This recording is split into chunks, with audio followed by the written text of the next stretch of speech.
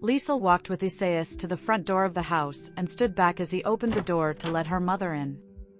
She immediately noted how tired she appeared. Her hair was pulled back in a messy bun, gray hair peppered through her usually dyed deep brown hair. Her eyes were rimmed with dark circles, and the lines, which edged them, were deeper than normal. Her mouth was set in a sad frown, and even her clothing was not the normal casual chic she wore. "Hey, Mom." Liesel spoke first. "Everything okay? I just wanted to see you. I miss you. I figured if I came in person, it might be harder for you to send me off. Fred gave me the address but told me he'd never let me see Winnie again if gave it to Sandy or Merlin or anyone else for the matter. I only wanted to see you for myself." She wrung her hands together. "Come in." Isaias motioned her to enter the house, and he gave a wave to Mallory, who was already walking back down the driveway. "Mom, this is Isaias Machado." "Isaias, this is my mom, Lorraine Wilson." "It's nice to meet you." Isaias shook her hand. "Please, let's have a seat in the living room. Can I get you anything? The housekeeper doesn't work Sundays, but I'm capable of making tea and coffee or drinks if you'd rather something else. Mimosa?" She smiled at his hospitality. "No thank you, Isaias. It's nice to meet you too. I might get a cup of tea from you if Liesel doesn't throw me on my ass. I tend to piss her off so much lately. All of our conversations are usually only a few minutes long." She looked around the room. "This is a lovely place. Don't let your sister see it, Liesel. She'll want it." "She'd never get it," Isaias said firmly. They sat in the living room, her mother taking a spot at the end of a sofa. "You look good, Liesel. Your sister said you were sick last night and left a party early. She called me saying you refused to talk to her and left her there all alone with strangers." As Liesel opened her mouth, she held her hand up. "I know it's bullshit. She was with the McGraths. Isaias was running behind, and the four of them cornered me. It gave me a headache. I ended up taking a room in the hotel, and Isaias came up after he gave his speech. Oh, your sister thought perhaps you'd had a fight. She told me she was worried about you and Isaias breaking up or something. I called Fred this morning, and he reassured me nothing was further from the truth. I want you to be happy, Liesel. Sandy really made it seem you were in a crisis last night." "Nope." Isaias quickly shot down the fishing expedition. They could both see her beginning. "Though I will say, I was quite disgusted by Sandy's behavior last night, this week really. Between slapping Liesel at the gallery on Thursday and then berating her last night and then cornering me to tell me Liesel is flaky with no career path and not the kind of woman a businessman needs in his life and offering to blow me," he was blunt as Lorraine paled. "I got a very real insight into the hell Liesel's life must have been growing up." "She doesn't mean it," Lorraine protested half-heartedly. "Lorraine!" Isaias lifted his hand. "In front of my sister she bluntly tried to seduce me away from Liesel. She's jealous and unhinged. She is not content unless she is taking from Liesel. She is fixated." She sighed loudly. "She's been getting worse. She's off her meds because of the baby, and I swear it's making me want to check myself into a facility for a break." She rubbed her forehead. "If I have to hear one more time how Merlin must be cheating on her because he isn't sleeping with her, or how you ruined her life by crushing the house, I'm going to lose my mind." Plowing down the house was spiteful Liesel. She gave a look to Liesel, who didn't respond to the comment, and it's made her hyper-fixated. "She was always hyper-fixated, Mom." "Well, it's worse now," her mother sighed and flopped backwards against the sofa. "God, I miss your father, Liesel. He used to be able to help me figure out a way to get through to her, but I'm lost. I love her. She's my daughter and my baby, but she is going to get me fired from my job with the way she keeps showing up freaking out. She will randomly show up at the house at all hours of the day and night. She keeps flipping back and forth on whether she wants to have an abortion. She's too far along for one now, but it doesn't mean she won't stop talking about it. I want to be excited about the birth of my first grandchild, but jumping Jesus in jeans, she's sucking the life out of me." Liesel's lips twisted as her mother used the phrase her father used to all the time. "Jumping Jesus in jeans?" Isaias chuckled. "It's a new one. My dad said it a lot. Usually about Sandy." Liesel smiled at him as he squeezed her hand softly. Her mother sat up, enough about Sandy. Tell me about you, Liesel. I want to know what's been going on with you. Fred has refused to tell me anything other than you're happy. Are you? She smiled at her mom. I am happy, Mom. Are you living here now, or what's the deal with living arrangements? Yes. No. She and Isaias spoke over each other, and she chuckled. I rented an apartment, but it turned out it was owned by one of Trent's subsidiary companies. I didn't know. Merlin used the master key to the unit to enter my house in the middle of the night with the intent of trying to sleep with me. Trent used a key to get into my unit to put recording devices all through it. Her mother sat up straight. Are you kidding me? No, she shrugged. So the alternative until I find a new place is to stay with Isaias, where they can't get to me. You don't need to find another place, Isaias grumbled. I want you to stay here. You only recently met, Lorraine commented seriously. I don't care. I love her and I want her here. She felt her cheeks going rosy at his blunt statement, and her mother raised her eyebrows at Liesel. Love? Isn't it a bit soon for love? No, Liesel stared back at her mother's condescending question. I love him too. Sweetie, I'm not trying to be mean. Her mother spoke softly, not looking at Isaias, but straight at her, but you've been through the ringer the last few months. You're not in the right headspace, and the things you've been doing lately are not normal for you. You don't usually go for confrontation and conflict. I'm worried you're rebounding. You've never worried about me before, Liesel shut her down. Yes, I have. I worry all the time. Just because I need to focus more on Sandy because of her illnesses doesn't mean I don't worry about you. I promise I worry as much over you as I do her. No, all you care about is making sure I don't fight back against Sandy. Liesel, honey, I'm worried because it's not like you to argue with her. I worry for both of you equally. No, you don't, Isaias interrupted. I don't believe you're here out of concern. You're here because you got wind, probably from Fred or Meredith. Liesel has someone in her life who loves her and puts her first, and Sandy's jealous rage has escalated, and she's put it on you. You're here to make sure Sandy's desire to be the center of attention isn't disrupted with Liesel being happy. Now, you may be thinking you're doing this for Liesel, to reassure yourself Liesel is safe and happy, but the minute I said I loved her, your demeanor changed. That's not true. It is. Isaias continued as Liesel studied him intently. You don't want Liesel to be happier than Sandy because it means Sandy gets even more psychologically twisted than she already is, and it makes your life infinitely harder. It's better from your perspective for Liesel to be second to Sandy because it means less drama for you. You didn't come here to check on Liesel and to reconnect. You came to make sure Sandy wasn't wrong when she said we broke up or we were fighting, because for your sanity, Liesel can't be happier than Sandy. You're wrong, Lorraine said, shaking her head. I only wanted to see Liesel and know she was okay. I came here to make sure she was okay because Sandy said she looked unwell last night. He laughed in her face and pulled his phone out. This is a photo of Liesel last night arriving to the gala. Does she look unwell to you? Her mother looked at the photo Isaias had shown her earlier, taken by paparazzi. She was smiling brightly as she was escorted in with Mallory right behind her.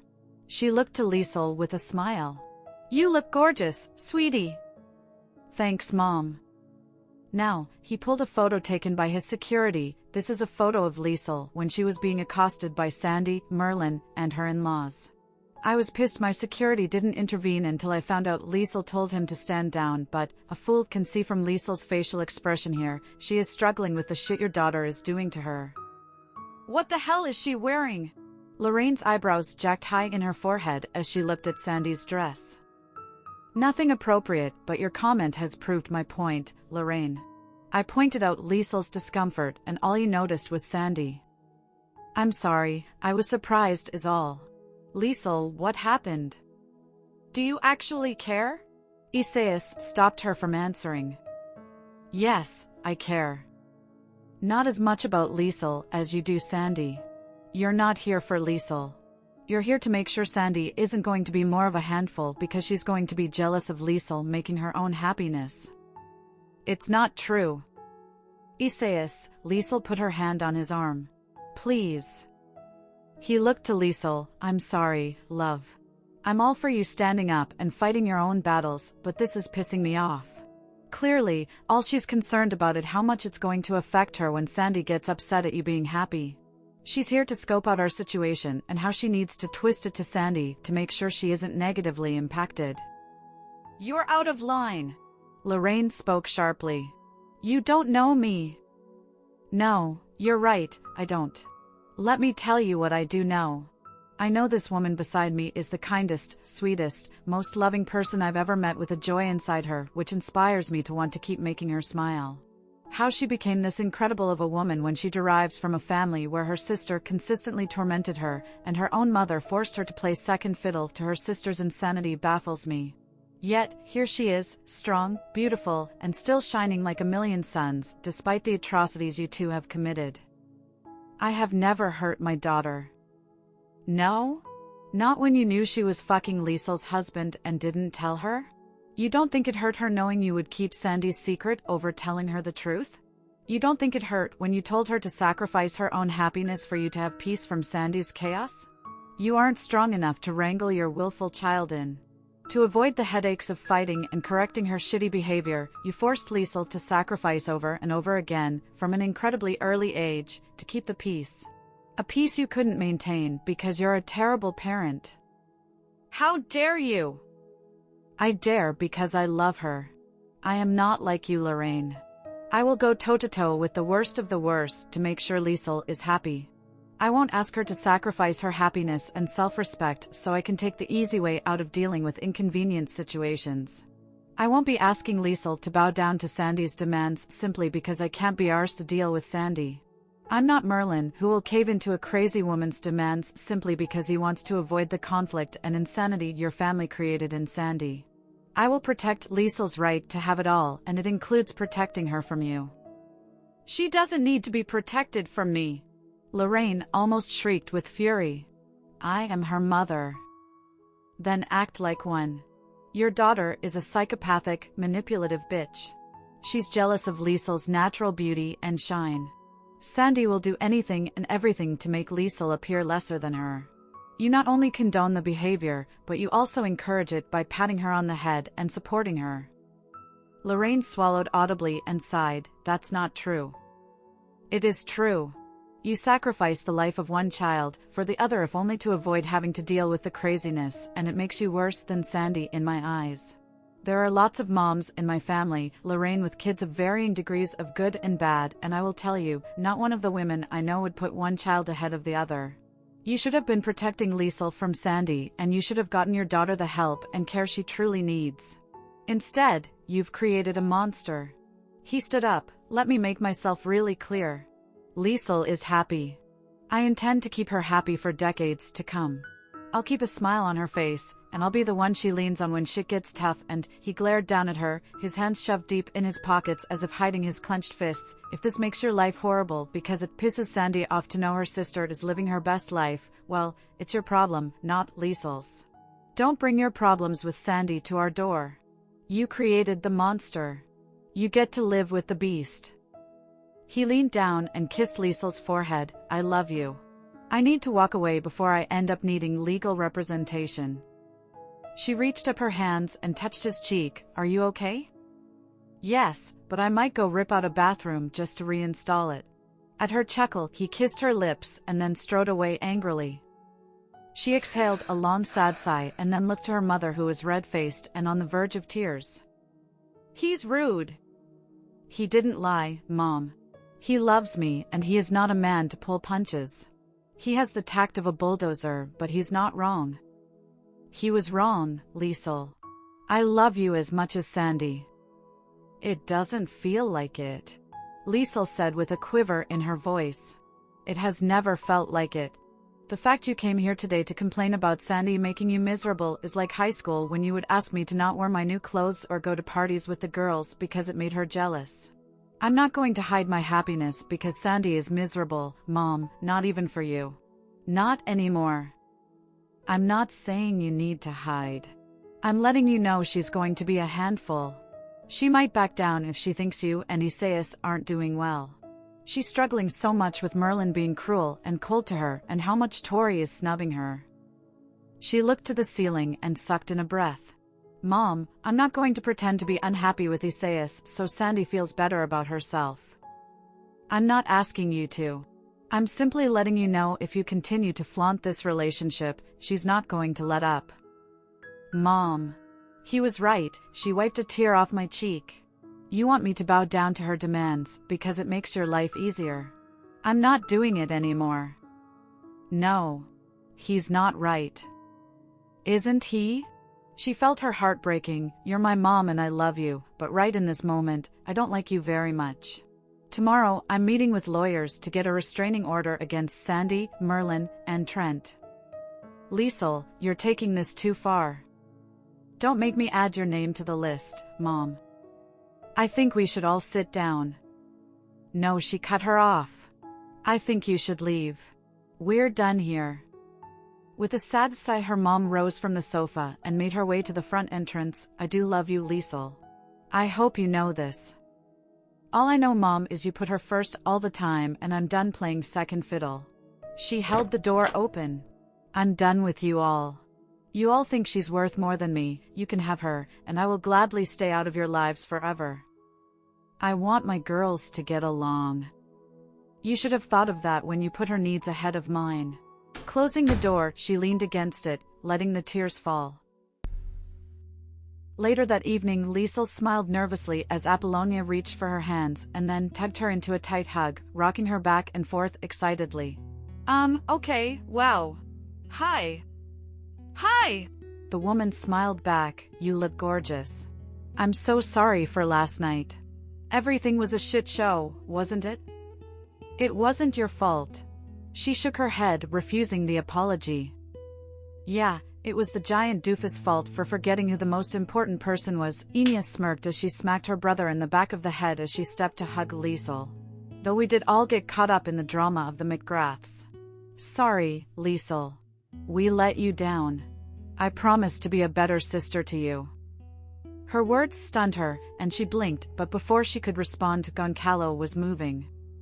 Goncalo stepped up, his arms wrapped around both her and Enya. Welcome to the family, Liesel. Where the men are hotheads, and the women are worse than the men. She giggled as he kissed both her cheeks and helped her to her seat, doting on her and reminding her of how much she missed her own dad. I thought you all handled yourselves well. They all looked to Isaias with raised eyebrows, and she had sinking suspicion he had not told her something vital about the evening before. What did I miss? Isaias cleared his throat, shooting daggers at his family. I didn't do anything. He waved at his mother and sister. They simply took exception when Tori McGrath told them not to get too attached to you because you would be her daughter again soon. She said, what now? Liesel groaned, wondering how much more drama the McGrath clan could possibly start. Enya shrugged. Mom and I were at the bar, and she approached, all pouty. One of the other women complimented her on her new daughter-in-law. We all knew it was not heartfelt, and Mom and I snickered a bit. She got mad. She said Merlin made a mistake, but he was rectifying the issue, and it was only a matter of time before everything was back to the way it was, and you were back on the arm of the right man. She muffled a curse against her palm as she closed her eyes. Why can't they let me go? Because you're amazing, Enya grinned. Anyway, Mom said you were on the arm of the right man and commented how excited she was to bring you to the next family reunion to show you off since you're Isaiah's perfect match. Tori took offense to this and said you were far too smart to take up permanently with the likes of the Machado family. Mom found the comment rude and told her all the money in the world wouldn't make you go back to the cheating man-whore who fucked his own sister-in-law. Then she dumped a glass of wine over her chest for good measure. No! Liesel's eyes bugged at the comment. Apollonia. She had it coming. This is why we don't attend these things, Isaias laughed under his breath. We don't really mix well with old school money. We're not very classy. Anyway, she got all flustered because her dress was expensive or something, so I told her she could have her husband expense it to Isaias when he met with him Monday morning, and Isaias would make sure to add the amount to the severance package he was going to get. Enya giggled. It had the entire gala buzzing. Holy shit, Liesel sat back in stunned amazement. You didn't hold back? Nope. Apollonia winked at her. Don't come from my family and think I'm not going to strike back. She lifted her wineglass as if in a toast, and you, my sweet child, are my family now. She felt her cheeks staining with the comment and smiled at her. Thank you. Oh, it was my absolute pleasure.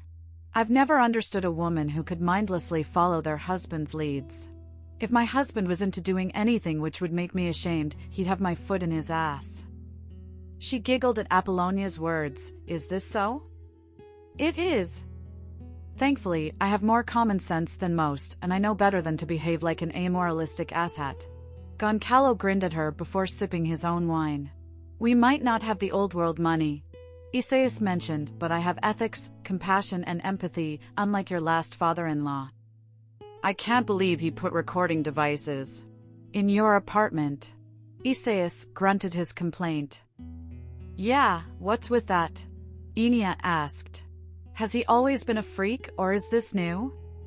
She shifted uncomfortably. The very first time I ever met Trent, I went home to my brother and told him I wasn't sure about Merlin because his father was a creepy bastard. He had his eyes on my body, and Tori didn't seem to notice at all, and Merlin looked everywhere but at his father's gaze. I went out with them many times over the years, and never, in all of this time, did I ever see him look at anyone other than Tori and thought maybe I was being sensitive. He never flirted with anyone or got fresh with anyone. Yet one Christmas he had too much eggnog and tried to kiss me under the mistletoe. Another time at a family dinner he squeezed my knee under the table but then apologized later and said he had gotten confused as to who was sitting on his right and meant to squeeze Tori's knee. Another time, she wriggled with the memory, we did a family vacation to Mexico, and we didn't know he was in the suite and Merlin and I were, being intimate, and he sat on the sofa waiting for us to finish, but he had an erection, she whispered as the entire table was riveted with the story. He was really drunk, and when Merlin realized he was there and asked him what the hell he was doing, he said he got confused over which room he was in and ended up on the sofa, unable to get himself back out the door. He said he was trying to sleep it off, but then he cracked a joke about how Merlin clearly didn't know what he was doing and suggested I try the old man to see what a McGrath man can really do. Merlin took him back to his room and put him to bed. Oh, fuck no! Isaias ground out furiously. He's been lusting after you all this time. And Merlin didn't put an end to it? Trent overindulges with alcohol on such a rare occasion, and like I said, he never was inappropriate with anyone else I knew of. He's been secretly in love with you for years, Isaias sputtered angrily. He probably has shoes older than Liesel, Goncalo said with an exaggerated shudder. I mean, you're pretty, Liesel, but yuck. He's my age, and you're only a baby. She giggled at his words. Good to know you find me repulsive. Extraordinarily repulsive. He cracked the joke with a wide smile. Not enough alcohol in the world. Isaias shook his head. Very funny, Dad. Anyway, let's change the topic to something more pleasant. Liesel, tell my family about how you're painting your grandmother naked. Enia's face dropped in horror. No! Did you have to see her naked body? I would rather die than see my grandma naked. The human body is a beautiful thing. And hers is no exception, Liesel laughed. Yes, I did see her naked. What I was not prepared for was her telling me she got a Brazilian and how much my grandfather preferred a bush. Oh my God! Enia was roaring now with the story, gripping the edge of the table as she laughed loudly.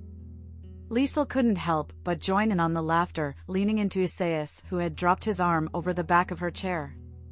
The rest of the evening was filled with loads of laughter and Liesel feeling a very real sense of belonging with the Machado family, just as she had when she'd met Joaquim.